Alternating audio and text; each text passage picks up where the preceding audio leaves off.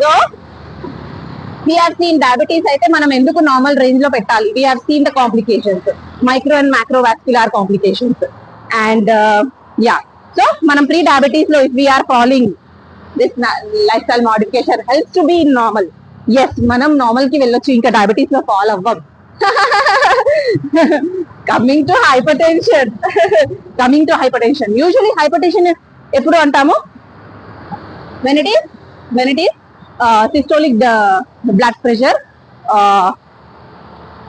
140 mm of mercury or higher, diastolic blood pressure 90 mm of mercury or higher or both. So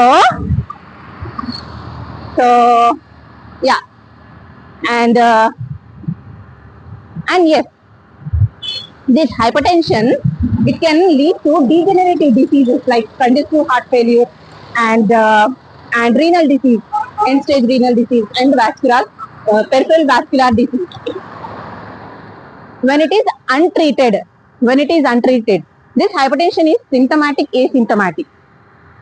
So yeah, last time మనం అనుకున్నాం what is symptomatic, what is asymptomatic. ఇక్కడ మనం ఈజీగా తెలుసుకోవచ్చు.